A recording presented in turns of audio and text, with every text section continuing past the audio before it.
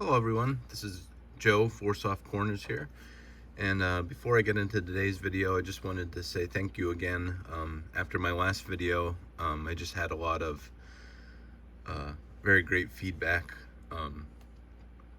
In that video, I gave some long overdue thanks and shout outs to a few different members of the community and just everybody in general too. And in doing so, I thought it would be just a little bit more sincere to be able to turn the camera around and do it that way.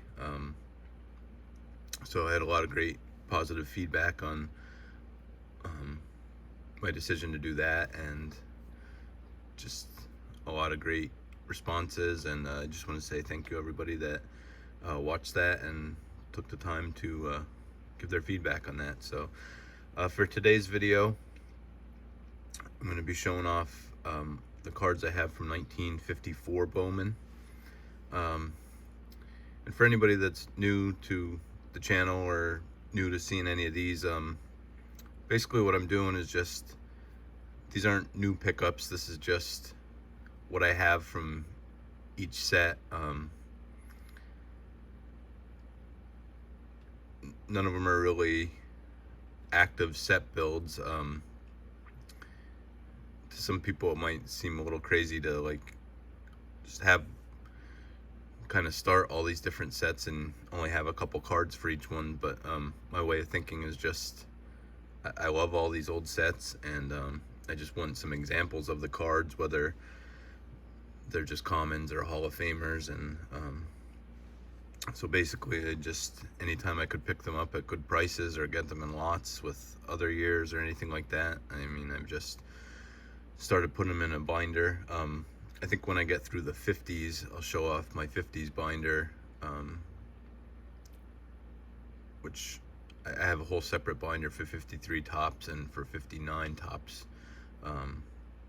But other than that, it'll be all the cards I have from the 50s. So once I get through showing everything year by year, I'll just probably flip through that. And really the main thing is just I wanted to document my collection, the progress I have on each one, so that way when I pick up any ones, I can make new videos and just document the further additions to it. So that being said, 54 Bowman, I'll start showing these off.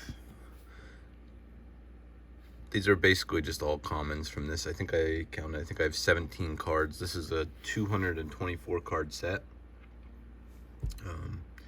So no big names in this one I don't have yet. This is Walter Dropo here, and Paul Minner.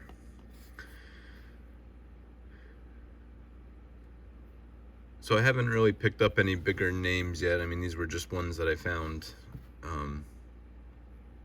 probably for less than $1 a piece or so, or around $1, or in lots that they figured out to maybe like 50 cents a piece or so. So I just thought they were great additions to have at least some examples of cards from the set. But as a whole, Rip Rapolsky there. I'm gonna say this not in any of a derogatory way towards the set, because it's still a great looking set. I mean, anything from the 50s is right in my wheelhouse and definitely my favorite era of cards. This is Ted Gray here, but it is probably my least favorite of the 50s Bowman sets. Like I said, it's not anything, I still think it's a great looking set, just I think it's overshadowed, or I like the looks of all the other ones. I don't know what it is, just the feel of like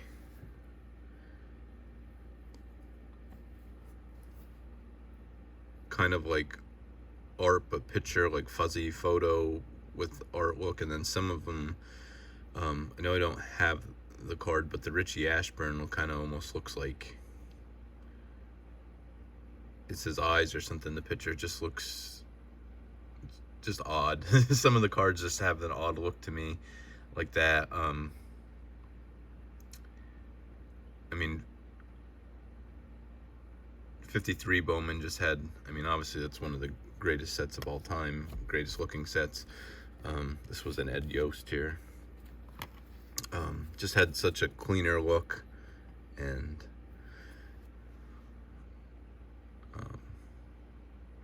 just a better overall look to it. But like I said, nothing really terrible about this at all. Just like I like the other sets better. And that being said, though, that's a Harry Dorsch, and this is Mike Garcia. The more and more I do see some people show it off in some of the, bigger cards and stuff from it. Shane Shoebox Legends has showed the cards he has from the set a couple times now. In a couple videos has showed pieces of that, and the more and more I see it, and I comment on his videos and told him that, the more and more I see them, the word's growing on me. I still would put it last as far as the Bowman sets from the 50s, but it definitely is growing on me more and more the more I see them. There's Bill Pierce. This is Clyde Volmer. Overall, as I'm flipping through them, I mean, you can see like a lot of my cards, none of these are probably much higher than maybe a VG or so, but still present very well. There's Turk Loan. I do like the backs, as far as, I mean, the name being in the silhouette of the bat there, and just the write-ups. I do like backs that have more of a full stat line, which I don't think was incorporated. I don't know the year off the top of my head, but I think it was a couple years till it was. It's kind of clumsy the way these early 50s ones, the way they it's not really easy to see what the previous season was, just being written like this instead of normally written straight across like they do. This is Stu Miller. I guess being that, I mean, Stan Musial is my favorite player of all time, so I guess that's maybe a little bit of a soft spot just because of that. But these old school Cardinals uniforms depicted on these cards, I'm always a sucker for those. I always like seeing the Cardinals uniforms. I just always think they look great.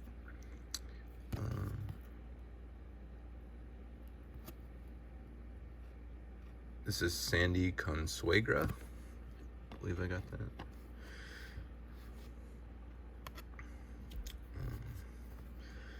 Like I said, there's definitely some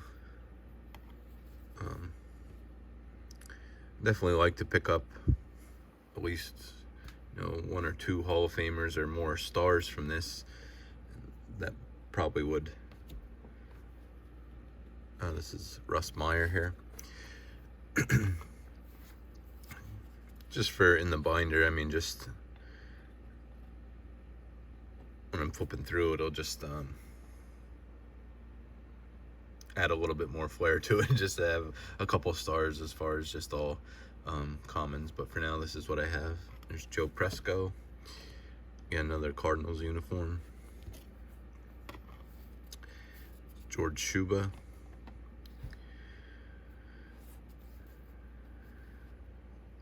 And another reason I'm kind of doing this, for some of these sets that I have not very many cards, it's not a big deal, but some of them that I have more, I basically keep putting stuff. This is Frank Baumholz too. I keep putting stuff in the binder as I acquire them. So for anything that I have a couple pages of, I haven't always. I mean, just ones that I don't have a ton of cards. I don't put a in all the pages for like what would be a full set build with leaving all the spots. I just keep reorganizing them by number, and just put them just to fill the pages. The last one I have here is Steve Ridzik.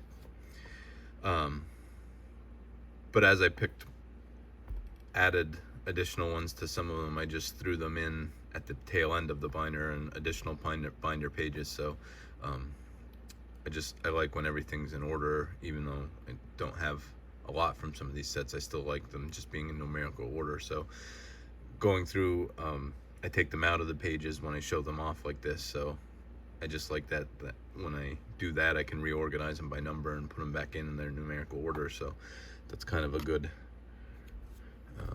reason for these videos too. But so that's the last card from this set.